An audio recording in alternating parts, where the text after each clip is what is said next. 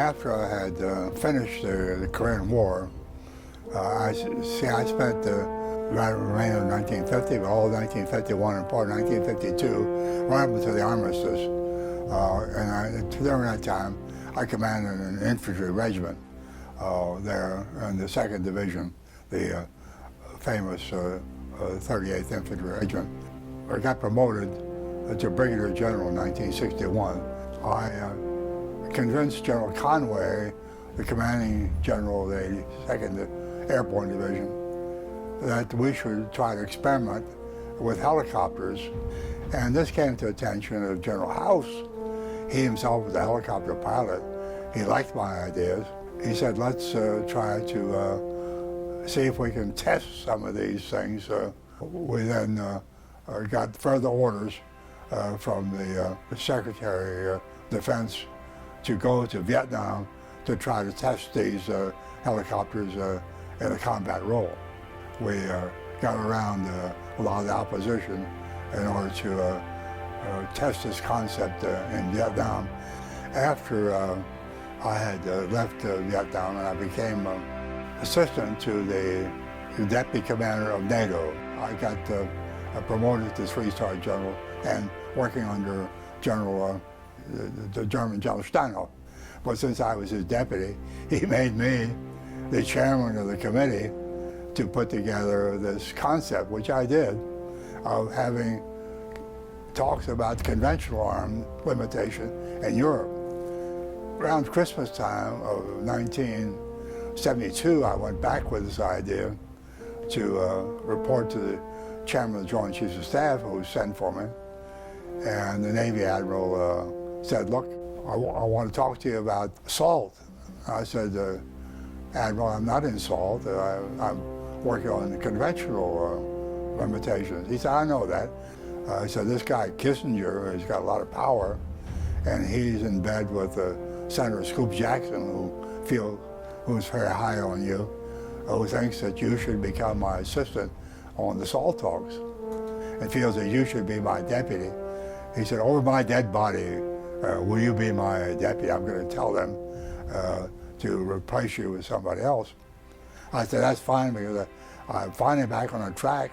I have a shot now getting what every officer wants in the Army, a 4-star, and I have a possible opportunity to get this, so I'd like to stay with conventional weapon.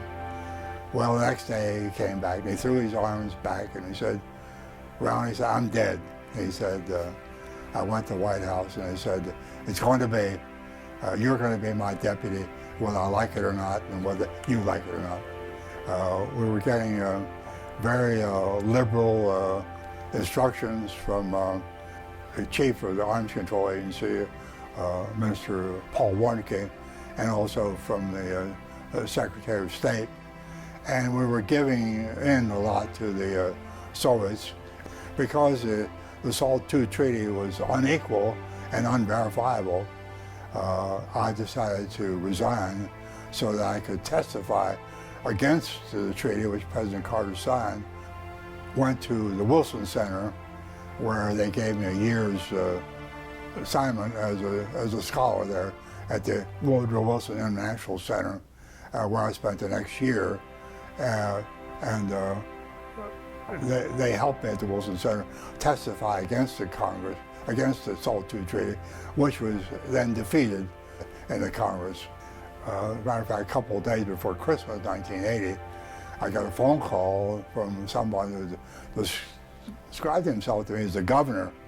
I wasn't sure what governor this was, but it turned out to be Governor Reagan. And he said, I'm thinking of running for president, and I like what you did in defeating this SALT II treaty, so I'd like you to come visit me in January. Well, in January 1980, he came to Washington, and I came down to see him, and we had a 3-hour conversation. He said, now let me understand this, what you describe as mutual assured destruction. You're telling me that we have a pistol at the Soviets' head, and they have a pistol at our head. I said, yes. He said, that's Russian roulette. He said, that's mad. He said, with a twinkle in his eye, using the acronym for mutual assured destruction. He said, why don't we put on a helmet and defend ourselves? I said, because the American scientists can't develop one. It's very difficult to knock a bullet out of the sky with another bullet. Only I have more confidence in our scientists than you have. Go see a scientist, Hungarian Edward Teller, and he'll tell you that we can have defenses against ballistic missiles. So this was my first introduction to President Reagan's strong desire to incorporate the anti-ballistic missile concept into our forces.